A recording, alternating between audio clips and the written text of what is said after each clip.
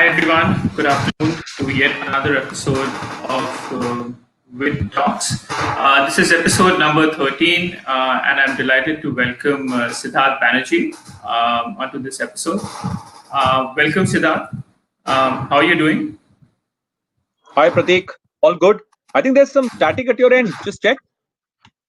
I think should be okay now. Is it all good? Are you able to hear me well? Yeah. Okay. Great. So before I go into some of the conversations, I would probably would like to kind of give a small introduction for those who don't who's probably seeing or meeting you for the first time. So Siddharth is an experienced global business leader in the space of consumer and tech, digital evangelist, award-winning marketeer with over 2 decades of international business experience. Currently, Siddharth, you are the CRO, which is the Chief Revenue Officer and the Chief Marketing Officer at Games24x7, and you're helping build a 21st century scientific gaming company out of India, which sounds really exciting. Prior to this, Siddharth, you were at Facebook India as the Director of Global Sales Organization and also the EVP Marketing at Vodafone India, where you were leading the business accelerator unit M Women, which kind of shows your interest towards diversity, which we will talk about in this episode a little more across 12 markets in Asia and Africa. Uh, you've spent rather a significant bit of your career at Unilever. With over 12 years at Unilever, you worked across P&L roles in the country, global and regional roles in marketing, and your last assignment was in Sri Lanka as a country marketing manager and a member of the management committee in Sri Lanka. You're also actively involved in the internet ecosystem in India.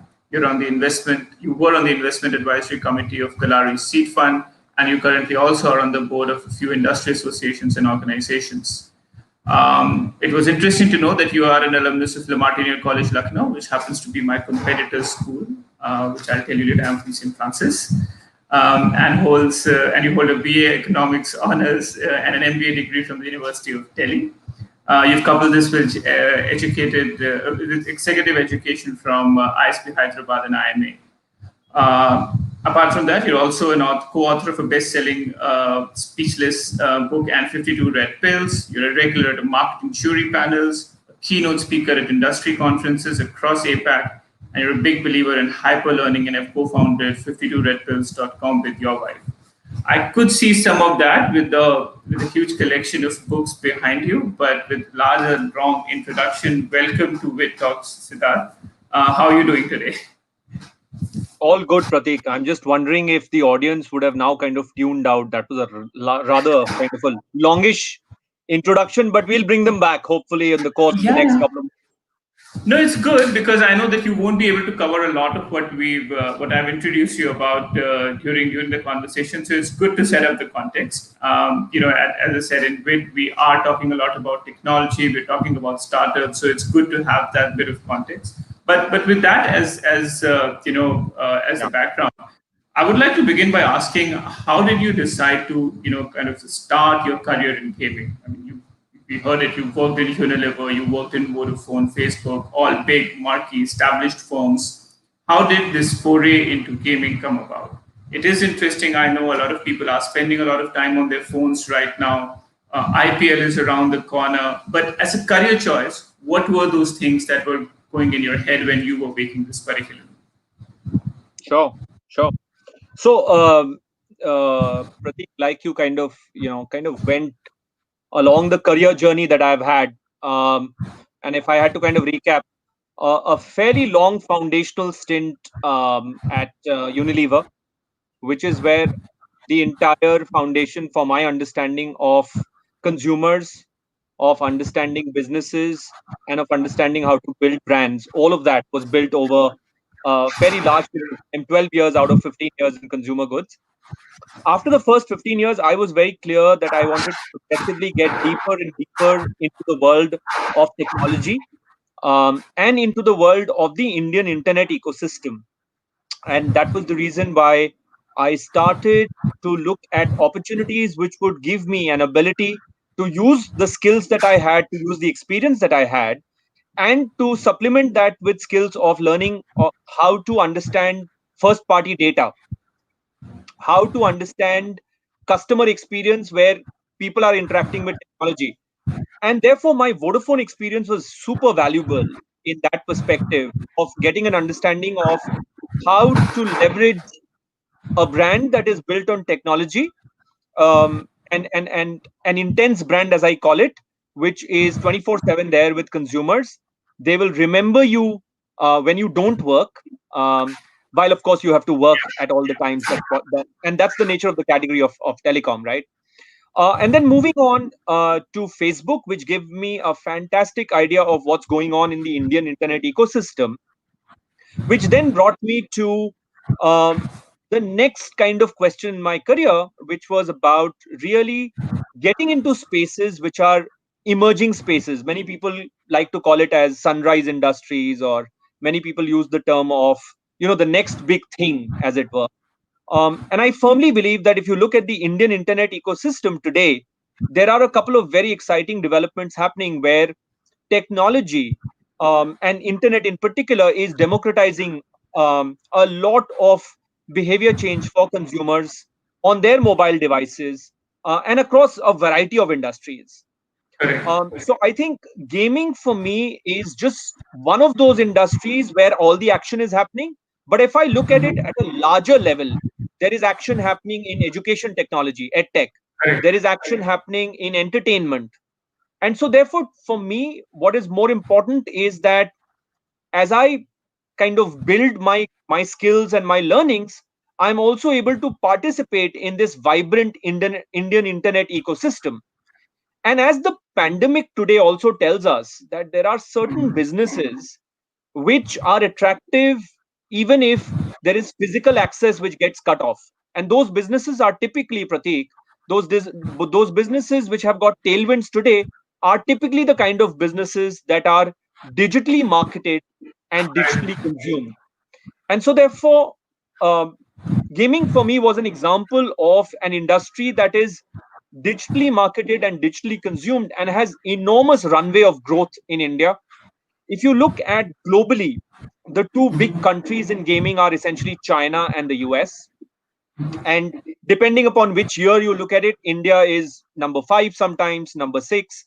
But if you look at what's happening in India overall, 500 million plus people on the internet already, and 500 million more to go minimum. 450 million smartphones, uh, choice of big tech companies, whether it's Facebook or Google, um, and a demographic dividend that we are all aware of in terms of the youth of India, yeah, higher than the population of Western Europe, for example. So therefore, spaces like edtech, gaming, entertainment, including immersive entertainment, are all set for a huge level of growth of India. If you look at some of the industry reports, gaming is already $1 billion plus, but I'd like to believe that it is understated and there is much more to that. Because if you really add up, and then we'll come to talk about what all gaming consists of in India, but I think a significant amount of potential to shape an industry, and that's the challenge, and that's the opportunity that I've really kind of embraced and taken on. Great. I mean, and I think a lot of those industries which you mentioned, like, have really taken off in the last 2 3 years. You mentioned edtech, you mentioned entertainment, gaming is yes. But just kind of, a sub question to what you mentioned. We've seen, let's say, some of the other industries have, we've seen those green shoots of them taking off, like, OTT platforms you talk about. Without naming any companies, a lot of edtech companies have been around for quite some time, and they've kind of now become a gaming. I don't think wasn't really there or thereabout probably till a year ago, right? It is just kind of literally, if I may call it, taken off in the last 1 year. So was there a delay? Was there a lag in this picking up? If yes, why? What are your thoughts on that? So let's nuance your observation into two parts. If you look at some of the companies, organizations in gaming, we've been growing rapidly in the last couple of years, not only this year. This year, because of the pandemic, lockdown, etc., there has been occasion for people to get, not only in India but globally. 3.5 billion people out of 7.2 billion people on the planet got locked down in various different degrees, right? But because in India people were literally locked down from March 22nd till the better part of May, that you literally witness this huge behavior of democratization of a lot of categories, including that of gaming. So, in my own house, for example, we were playing a casual game where my daughters were playing it, my wife was playing it, our domestic helper, who's our 24-hour help, she was playing it from the kitchen, and all of us were playing this game, which we had never played before, right? And that's just a small story in terms of what was happening in millions of homes across India. So I think we might have, as gaming as an industry got noticed a little bit more, but I'd like to nuance your observation and kind of update everyone who's tuning in that gaming has been on the takeoff stage in India for the last couple of years. However, what is interesting about 2020 is that if you were to look at an inflection point, this is possibly the takeoff Yeah. year for gaming in India. And I say that because when you look at what's happening in a casual game like Ludo King, for example, fantastic number of user growth, fantastic, just great credit to the founder and the team there.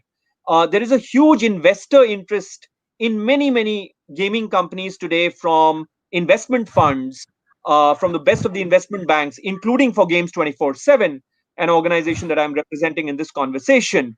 So I think 2020 is super exciting for us because it's also perhaps the takeoff year for gaming in India. Okay, thank you for that, deeper insight, and just now, kind of, building now on this, because again, for me personally, also, I mean, yes, the pandemic has resulted in me probably spending a little more time on gaming, and more on the online game version. But help us understand a little bit more about, what is online gaming. I mean, I've played Candy Crush before. I've played an Angry Birds before. People have been crazy about, let's say, a PUBG. But so gaming was essentially there. I mean, it's either, through the traditional mediums, which is PlayStation or Xbox or Yeah, whatever. yeah, But it was always there. But how is that, let's say, different from the current set of games which we are seeing, which is more participative in terms of an online gaming? And yeah. into that extent, how has probably, you said India keeps on fluctuating in terms of the number in which where it is in terms of ranking, you say fifth or fourth. But how has the Indian market also evolved in the entire gaming scenario in the last few years? Because we see an advent of a lot more Indian centered game. Like, you have a cricket and a rummy based game. You talked about Ludo King. They're obviously very different from all of the other global games here. So educate us a bit more about, this particular industry, and how do you see the trends shaping up in the last few months or years? Yeah, yeah. So thank you for asking that, Pratik, because I think unlike a lot of other traditional industries where the lay of the land is well understood, in India, in gaming, yet I think the lay of the land is something that people are still understanding. So this is like a teenager industry which is just about growing up, and so therefore there's kind of lots for everybody to learn, including all the stakeholders, the regulators, consumers, and of course the media. So let me attempt to give you a kind of a breakdown into what are the popular genres. And I'll probably not talk about console games because in India, when you talk digital, you are basically talking mobile phones. And so therefore you're Correct. talking about the advent of online gaming, which is largely mobile phone led, although there of course is a certain percentage of games which are played on consoles, on high definition TVs, and etc etc. But let's talk about online mobile gaming, which is the big part of the growth story of gaming in India. So there are essentially three parts to gaming from a landscape perspective. The first is skill games, which are often played for real money. So you have games like Rummy, you have games like fantasy sports including fantasy cricket. You mentioned IPL, right? So there's a lot of action that's happening Correct. on fantasy sports. In cricket, and you'll see some from our part as well. We have a fantasy sports platform called My 11 Circle, which is one of the top three in the country. So first is the first genre, if you may, is skill games, and often played for real money. The second genre is casual games. Casual games are essentially, you mentioned Candy Crush. Yeah. Casual games are essentially your games that are played just so that you have a little bit of fun, a little bit of time pass, a little bit of entertainment in your life. Angry Birds is the example of that genre. We are building casual games at Games 24/7 also as we speak. And then the third genre, which you've heard, which is the upcoming genre, is esports, which is something that all of us are looking at it with some degree of exploration and excitement. So, if I have to give you the lay of the land, it's essentially across these three genres. Now, Games 24/7 happens to be fortunate that we are already present very strongly in the first genre. We are, like I said, building casual games, which is the second genre, and we are all evaluating what's happening in the world of esports, because that's the third genre, which is also taking India quite with excitement and with a certain degree of anticipation. So I think these three genres is what I would say where the excitement is when it comes to gaming in India. And like founders at Games 24/7 often say, it's a matter of time before we get the first global success story in gaming out of India. And we certainly hope that we'll be amongst them at Games 24/7. Great. All the best for that. Really. But I just wanted to again, like you, okay, so you kind of charted out very, very clearly that you're talking about the skill games, which are, more like cricket or rummy, which you're doing right now, the casual games. Now, if I understand it, the casual games have been kind of around for some time.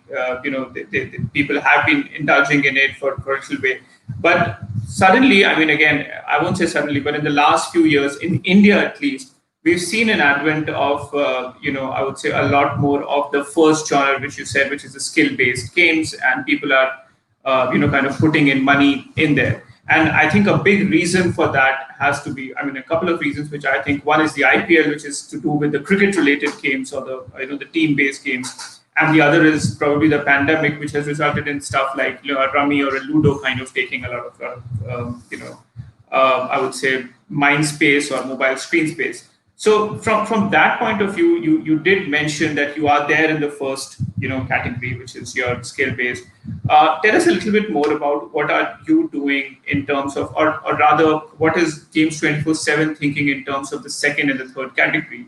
It may not be very explicit. I do understand these would be under the wraps because Sure. but I just wanted to understand from a the thought process. How do you go about it? Yeah, yeah. Just a little bit of a nuance to your observation, Prateek. There is action actually happening across all genres. So yes, Okay. you're looking at IPL and you're thinking about fantasy sports and fantasy cricket in particular, but there is action happening in all genres. Yeah, and that is what is exciting. And at Games 24/7, to your question, one of the things that we are trying to do is to look at these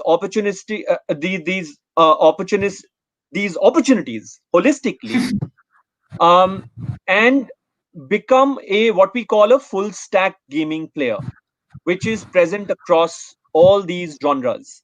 Because when gamers want to spend time on games, oftentimes we have seen that there are huge intersections where people want to play different kinds of games at different points of time or different need states. So I think it's quite fascinating. And again, we've been in the business for the last 15 years, so we understand something about player behavior. Um, but our strategy is essentially to become a full stack scientific gaming company built out of India. And like I said, possibly for the world. So while we exist today in India, nothing actually stops us from envisaging gaming platforms for the world. Great. Thank you. So, I mean, as you understand, I just have to kind of, I get super excited when you're talking about gaming, and I can go on and on talking about what are the different things in the game that you do. But we have to, Sure. kind of be relevant for the platform which, we are here for, which is women in technology. And you are a gaming company, you are a tech company. So I just wanted to get our focus to, in the fact that how do you think women are actually making a contribution at 24/7? I was talking to a few members of your team, and I figured out that you have a very, I would say, healthy diversity ratio at Games 24/7. We also, I also learned that there is something called a Women in Technology community internal at Games 24/7, of which you are the sponsor. And we've seen it throughout your career. You have been an active proponent of diversity at workplace. So just going into those threads a little more in detail, tell us a little bit more about, as a leader, what do you stand for as diversity at Games 24/7? What has it brought about? What are some of the initiatives and the work that you're doing at Games 24/7 around this particular piece? So Pratik, at Games 24/7, I'm privileged to be an executive sponsor for our Women in Technology platform. And I guess for me, it flows from a very personal stake that I have. I have a wife who's a working professional. Incidentally, a batchmate from the same B school from where I graduated. So we were batchmates together. So I have a personal stake in ensuring that she has the same opportunities that I do. I have, and between my wife and I, we have two daughters, and again, we would like it if they get all the opportunities, all the equal opportunities in the world. Um, and so, therefore, for me, it comes from a little bit of my own personal experience, my personal stake in this. But I think if I have to reflect back on my professional experience, whether it's at Unilever or at Vodafone, where again you alluded to the fact that I headed up a team which was looking at building solutions for women consumers across 12 markets in Asia Pacific and Africa. I think essentially what I'm trying to do is kind of trying to balance the scale a little bit. The scale is right now tilted against women in many different occasions and circumstances, and so therefore I'm essentially just trying to balance it right. And that's the reason why I'm super passionate about this area, saying that are we having the right conversations, are we having the right actions, and are we having some right processes which will help us balance the scale. um, beyond that beyond that, I think it's always about merit. It's always about who's able to think about opportunities, to take those opportunities and to lead them to some degree of fruition. That's really the philosophy and the thesis behind Women in Technology Forum, whether it is in Games 24/7 or as part of my past experience at Unilever and Vodafone.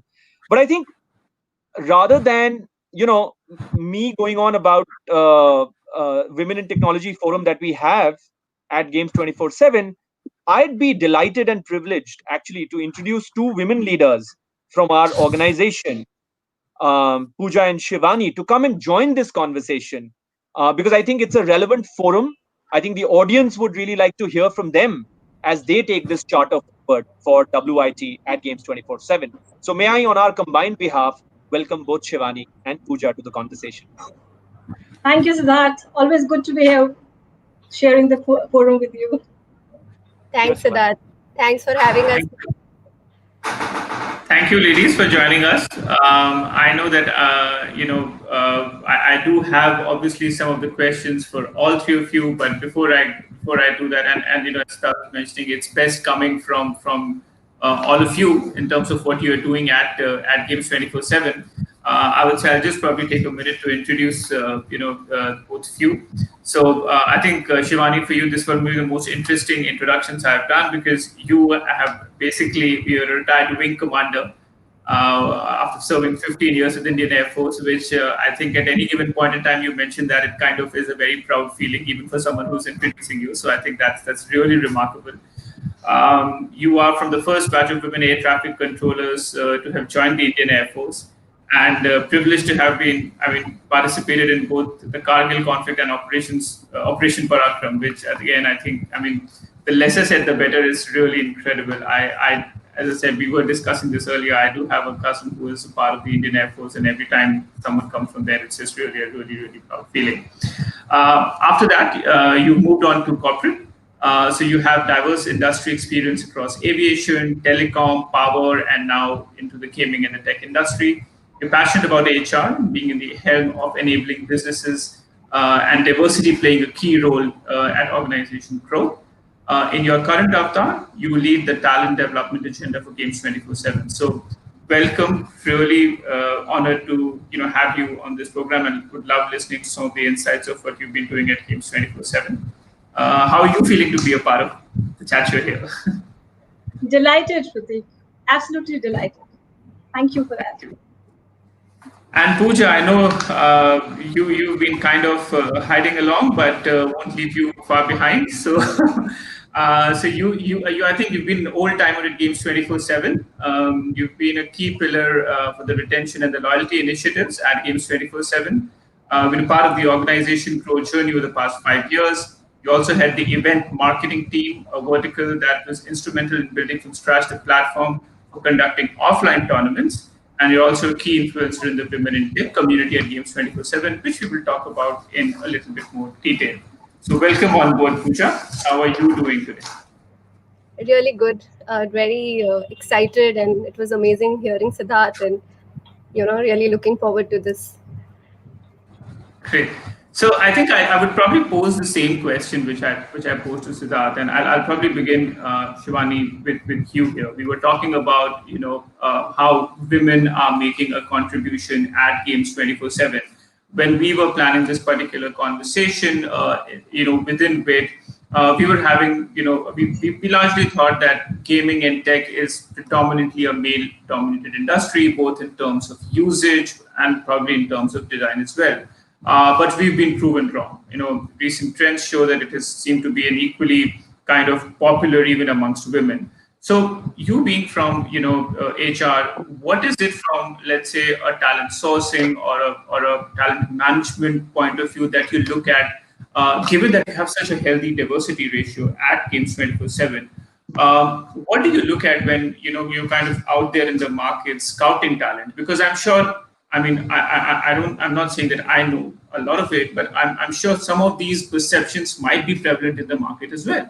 So what do you see out in the market, and what do you do differently to attract that talent to Games 24/7? Right. Thanks, Pratik. And I think before I, wear the HR hat, I'll wear the hat of a woman gamer, so as to say, and at it, even at the time when video games didn't really exist on mobile, because I was a air traffic controller, so sat in front of the radar and vectored aircrafts down. So that's where my gaming journey really started. So I think it's so true that female gamers are on the rise, and the number of women gamers are far exceeding the rate at which male rivals are growing. So I think that's a brilliant industry trend. I am so proud to see the statement "play like a girl." So that's that kind of brings in a different side of me, a great amount of pride in that statement that comes across. And before I go into, what do we scout in talent as we look out for talent and get diversity on board, I think let me speak about the ratios that you spoke about, diversity ratios that exist at Games 24/7. So we are, above 20% of our population, our team members are from the diversity pool. I think apart from that, we have women at leadership positions. We have, in fact, the principal scientist of our AI and ML research team, which is being led by, principal scientist who's a woman. Similarly, our PR and head communication is again led by a woman. We have engineering managers and technology leaders, senior product managers, you name it, and we've got women strung across, from the highest level probably to the entry level. So I think that's a brilliant story that we have. What do we look for really? And if I were to, really quote our founders on this, so do we look separately that, we wear a different lens when we look out for women and we wear a different lens when we look out for men? No, not really. We look for merit, and Siddharth really did speak about that. But I think if we were to look out for talent, we look out for people who are able to identify and solve a problem that genuinely exists. And having identified that problem, how well are they able to probably conceptualize and preempt the problem and really figure out what the solution will be? And if they figure out a solution, how is the solution really going to be solving the problem? Two of the most common terms that you hear at Games 24/7 are, what is the hypothesis where is the data? Siddharth and Pooja and me have, like, this statement has been done to dust at our place.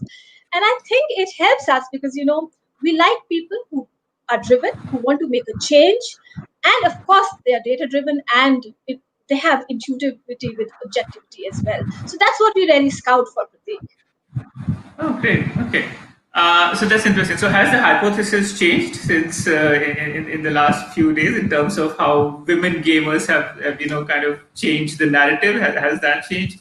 I mean, see, it's really interesting. The reason why you kind of quoted a line saying "play it like a woman" or "play it like a female." That's really like it kind of shows when you are designing something for a woman. And I think an example that I will probably quote, our founder Anuranjita, she takes a very famous example saying that when a seat belt was being made for a car, it was actually made by a man because no one thought about a woman, or a pregnant woman rather, when the seat belts were being made. So it's about when you're designing something, you have to keep all the users in perspective. And I think what you mentioned right now is just saying that yes, you are keeping that perspective in mind when you are designing games. So that's really great. I will actually continue to build on this a little further, but you talked about how you go about let's say searching for talent or attracting talent. One of the things which we have noticed with women in technology working in this space is that you do get a lot of women at an entry level when you're starting out, when they are at younger levels, experiences, let's say 2 to 5 years. But there is a fair bit of attrition, which is a common problem across industries at the middle and at the senior levels when they are tried, maybe because of marriage or maybe because of maternity and other different reasons. So to that aspect, I would like to know, is there anything, I would say, different that you do in terms of your policies or in terms of any other, I would say, environment or, women-friendly initiatives that you have at your organization, which possibly help in retention, which has been a big problem for, women talent across the industry? Absolutely. I think a very great and a very relevant question, because we do see women dropping off, and a returning mothers policy kind of becomes very important at that moment of time. But before I delve into that, I think what really helps us, Prateek, is the fact that we are a very inclusive workforce. The executive sponsor for the Women in Tech Games 24/7 is Siddharth, you know. So that speaks for it. Every forum that we have, and sometimes even if the men folks think that they're not invited to the forum, we'll write it out to them and say, hey, listen, this isn't for women, it's for men and women both. So all hands on the deck is what we kind of state that out. With that, where I'm coming from is, with that kind of a mindset, what happens is that if there is a woman who's going to be going out on maternity, it's a joyous, celebratory moment for us, and not about a talent which is going to be not available for the next couple of months. Coming down to the practices that we have. So first thing, I think government mandates 6 months of maternity leave. We've gone over and we've said 9 months is what we will offer to our women folks, and plus 3 months. This was even before the COVID times. 3 months of working from home was available to them. Another thing that we do is that there's a buddy that we provide who stays in touch for any woman who's gone on maternity, because it's very important to stay connected to your workplace. We might not probably bore her with all the work that's going on, but we definitely tell her, hey, listen, we're thinking of going to a new geography. This is the fun element that happened in your team. So that kind of builds that connect, and anything that she faces, any grievances she has. And normally these buddies are selected from people who had a similar experience, probably, so that they are able to help them out and say, hey, listen, this is normal to happen, and it's all right. You'll come out of it. So that's something that we do as well. Our unlimited work from home policy, which is available both to men and women, also help in this case. Sometimes women don't have people whom they can trust their babies with, so they have this available for them. And I think what also helps is that our infrastructure in our offices is extremely friendly to returning mothers.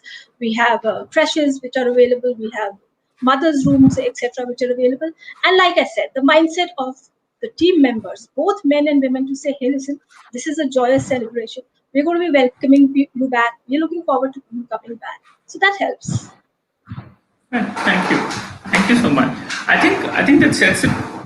Don't. I mean, Siddharth, I'll probably come back to you on this one and just probably get your views that as an executive sponsor of the, of your diversity community and the community you have inside Games 24/7.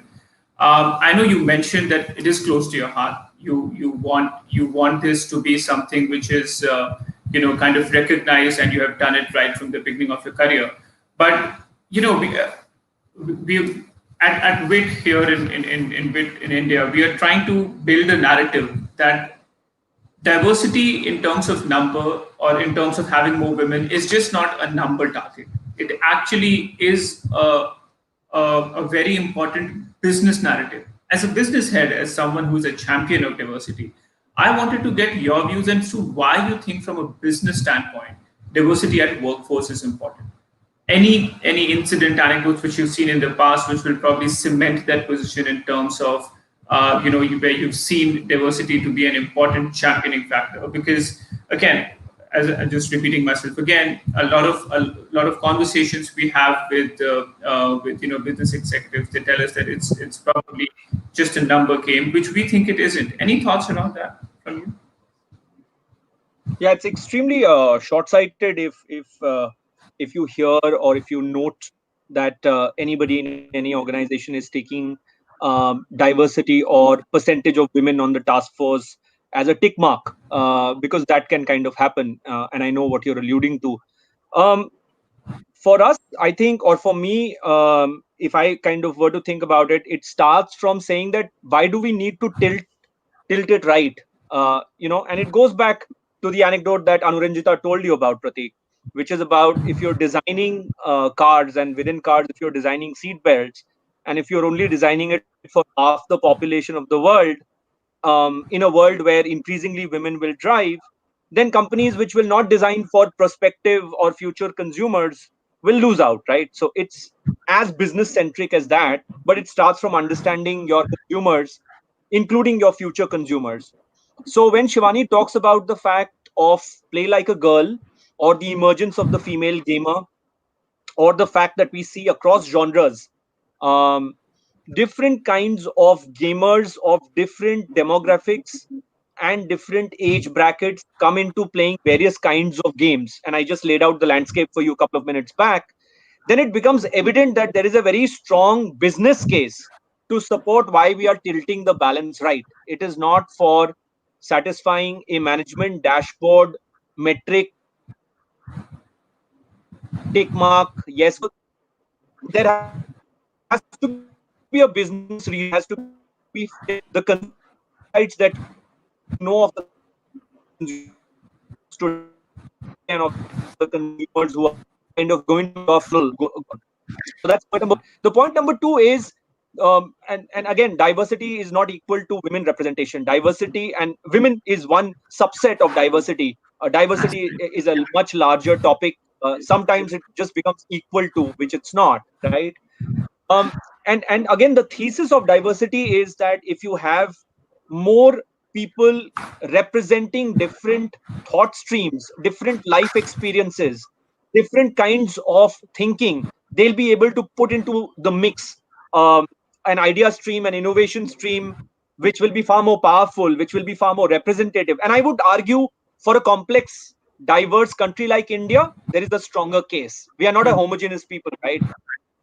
So that's the second point. And then coming to the third point, which is about when we then come to women and forums like WIT, Women in Technology. These are not forums which are meant for, let's do something special. No, it's not. It is essentially to get a couple of sensible policies in, which will allow women to have the same opportunities as men would. So, for example, I remember from my Unilever days having an on-site creche, and then that creche having responsible trained personnel and a closed-circuited television camera, which allowed working mothers to return back with a high degree of confidence.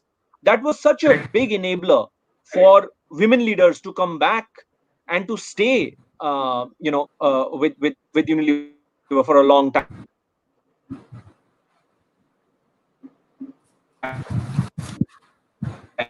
think we're losing you, Siddharth, a little bit. Is it? I think it's a problem with your end a little bit. But I do get your point. I do understand. In fact, just to probably build on that, my wife works at Unilever, and I've seen that crash in the Unilever premises in Chikala. It's really awesome, and I think that gave us a real confidence to have our baby, who is now 6 months old. So I think your examples are kind of pretty close in that way in terms of what I've gone through. But I would like to get Pooja into the mix as well here. Pooja, I just wanted to, I know you've been around at Games 24/7 for a long time. You would have probably seen all the progress that we're talking about at Games 24/7 from truly close quarters. One of the things that we talked about was the women in tech community at Games 24/7, and that is something you've seen probably from scratch to where it is right now. Tell us a bit more about how has the journey been for you as an individual at Games 24/7 for 5 years, and how have you seen that kind of rub onto the entire organization in terms of how probably the organization has become more friendly to women employees? Sure, Prateek. First of all, thanks for having us once again. Again, it was really interesting hearing Siddharth talk about his experience. And coming to my experience, yes, I've been here for some time now, almost close to 5 years. I joined back in 2016. And since then, it's been a fantastic learning curve for me. And I'm not saying this because I'm representing Games 24/7 here on this platform, but I very, very strongly believe that the professional that I am today is because of the organization that I work in. And I joined at a very junior role. I joined as an associate marketing manager back in 2016. I did not come with any gaming experience. For that matter of fact, not even an online experience.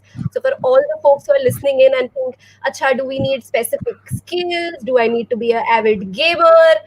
That didn't hold true for me. I was working at Merck, and I got this opportunity and I was really interested. So I joined Games 24/7, and I had no clue about the gaming ecosystem. I had no clue as to how I could contribute, but I was excited. So I took up the opportunity and I started doing, execution related tasks back then, because I was just trying to understand, what is it that's happening? How does this space work? And from there on, I think I've moved on to, different roles, to now getting this opportunity to lead a team, to doing things right from scratch, from the word get-go to ideating, strategizing, and then, seeing the idea go through life. It's quite a, satisfying experience. And, within 1 year of joining the company, I was given the opportunity to work on one of our flagship promotions that turned out to be a success. From there on, who would have thought that a company which is hardcore into online gaming would also foray into something like offline tournaments, right? And that did happen, but the idea went through not because, of my gender, not because it's Pooja or it's a female presenting the idea, but the fact that the company supported the vision, and that primarily led to us having a separate event, marketing vertical within the company. So, just adding on to the point that Shivanee made, we have a very inclusive culture, and the company kind of believes in giving equal opportunities to folks around, depending on how much you are committed to your idea and how much that adds value to the business. So, I also had the opportunity to represent my company at a behavioral design conference at San Francisco. And with Siddharth's vision of women in tech, Shivanee, we got a chance to build this community from scratch. We've recently launched it. We are very, very excited and proud of it, but it's been Siddharth's guiding force, his vision about why this community is required. When we did decide that we want to do something like this, we also thought it's a good idea to check with folks within the company. What do they think? What is it exactly that they're looking forward for this, from this community? And we got a lot of responses saying that we want to hear from our internal women champions. We want to hear how do people or women specifically at leadership roles are managing their work and other, responsibilities. And we were able to, put that together, launch this community. And the community was launched not just with women, right? We had even the men supporting us to launch this community. So when we launched it, we had Mandira Bedi coming out to support us, talking about her journey, and we had the entire organization there glued onto the screens, and that was one Zoom call. Everyone said that we didn't want this to end, and that's not just women, men as well. And all this has been possible. It's only testimony of the fact that we have backing, support, and more importantly, I feel trust from our organizations to excel in our role. And the fact that me and Shivanee are a part of this panel today, talking to you, is a testimony of that. Great, thank you. I think that's a wonderful story in terms of how I would say you've grown, and also apparently you've grown with the company, and as you mentioned, it shouldn't matter if the merit is right, if the talent is right, you should have all the support, which I think is a wonderful way you've put it across. I actually, when we were kind of planning this particular conversation, there were a lot of queries that came to me around how can one, as I said, it's a lesser known sector, and I think you guys are doing a great job in terms of probably spreading the word about it and getting more and more people know of this as another, as I said, sunrise sector or something where people would like to work with. But I think there is still a lot of, I would say, unclear doubts around what will it require to work in this particular sector. And because we are women in tech, I would focus my question more around women. So if for someone who has to kickstart, it could be someone who's fresh out of campus, it could be someone who has 2 to 5 years of experience in different roles, and more from a tech perspective. And I'll open this, to any one of you who would want to take it, either Shivanee, you, or Pooja, whichever one. But what would you think are some of the prerequisites, some of the things which you look at for someone who wants to kickstart their career? Are you open to people who are coming back from a break? Is there a certain kind of skill that you need? Again, more from a point of view, someone who's excited about the industry and wants to get in there and raise up their hand saying that I want to work for gaming. What will they need to do? If I were to give you a quick mantra around it, I'd say very high levels of ownership and accountability, driven, wanting to make a change. Data I spoke of, data driven and intuitive with objectivity. However, having said that, it doesn't only end at data and analytics, which of course is the breeding ground for our insights into player behavior, but it is also about creativity and innovation that would, probably help them. Help us be a pioneer in the gaming space.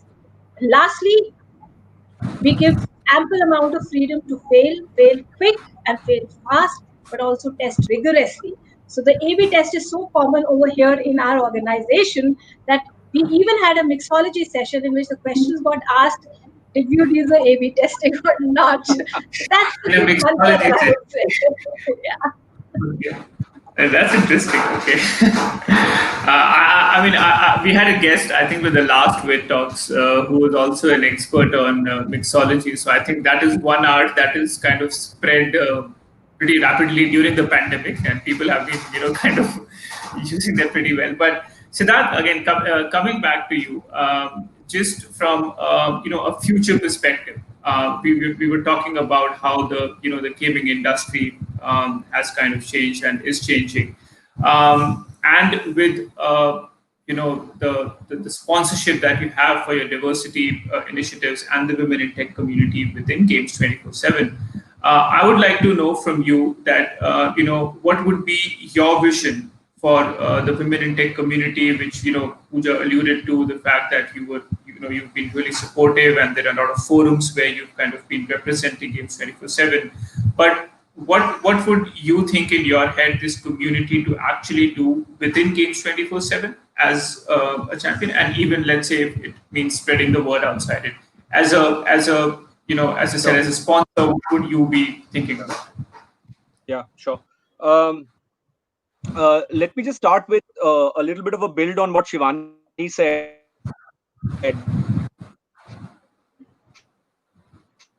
To your earlier question, Pratik, what would prospective women talent, what should they consider as they coming, right? And what I would say, and that's something that maybe Pooja did not say. She said hey, I came in from a non-gaming background, I came in from an offline background, etc. But I think three things that Pooja has, which I just want to bring out, is a fantastic work ethic, huge amount of curiosity on player behavior, and an ability to take risks and to challenge the status quo. Because you're literally writing a playbook.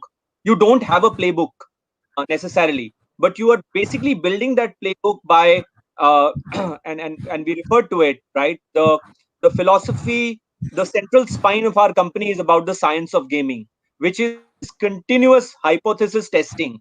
Yeah, we spoke about the split test, we spoke about A/B testing, etc.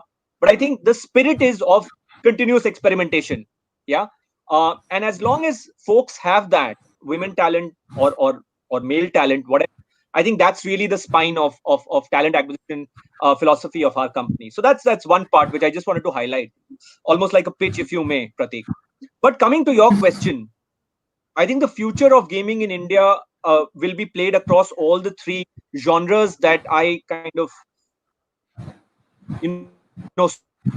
spoke about when I laid out the curve that you go through of understanding player behavior, and we've done that for the past 14 years, getting into our 15th year of operation. And so therefore we believe that we have the foundation, the understanding, skills in data science and machine learning, which will allow us to build for varied kinds of gamers, of course, across skill games, but also casual games, but also other kinds of games which are made in India, which are in our innovation pipeline, which I can't talk about right now. But nevertheless, I think the opportunities for us, given the tailwind that this industry has, given the huge opportunity scenario that gaming has in India, I think is immense. So that energizes us, that kind of gets us to work every day, that gets us to our 12 Zoom calls a day, if you may, on a lighter note. But that's what really energizes us, and that's what we are headed to one of the good success stories in gaming out of India. Great. I think that's incredible. So I mean, I've been a kind of a great fan of some of your adverts that you've put out around my 11th circle. I think when I was researching about it, I was like, okay, three well chosen stars, good ones. I, I believe you're doing some incredible work around, spreading the awareness of gaming around in the country, and it was really pleasant, to learn that women are playing a very important part in that particular story. I'm kind of coming to a close to this conversation. I would like to wish you all the best, given that probably your most important 2 months are up next in terms of the business, the numbers in terms of your advertisement campaigns. I'm sure it's very, any words on how you're planning up for that? Are those 12 Zoom calls going to be like 16 or 18 during the IPL? Is that the expectation, Yeah, or it's just all smooth? yeah, yeah. Thank you for kind of drawing this to a close. We'll squeeze in a Zoom call for the little bit of time that we get as well. But if I had to kind of tell you an anecdote, Pratik, since you kind of alluded to this, My 11 Circle, right? This is our sports fantasy platform. Correct. This has actually not been around for the longest period of time. In fact, just for about 6 quarters now. So My 11 Circle was launched in the last IPL in 2019, probably as the 101st sports fantasy platform in India. So we were late to the party. But I think the fascinating part of that story is, and I think it's a story which has to be told more perhaps, but the fascinating part of the story is that late to the party, but top three in India within a year. And that's a little bit of a testament to what the founders have built at Games 24/7, which is a deep understanding of player behavior, a fantastic team that knows how to execute, and some secret sauce in terms of data science and machine learning that powers our insights engine, which allowed us to come from, like I said, 101st to the top three in India on My 11 Circle. And as we get into this IPL, I think lots of excitement. Saurav Ganguly, our brand ambassador and our chief evangelist, has already thrown the gauntlet. You're going to hear and see more in the weeks to come. All right, cool. We're looking for it. I was just surprised how you were shooting those ad videos in Calcutta when there was a lockdown. I'm sure you kind of pulled some threads to Great deal of probably. effort. with great deal of effort.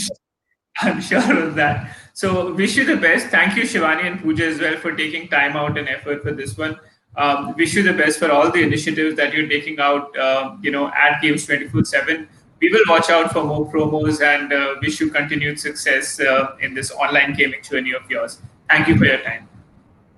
Thank you, Prateek. Thank you, Shivani. Thanks, Pooja. Thanks, Prateek. Thanks, Siddharth, Pooja. You.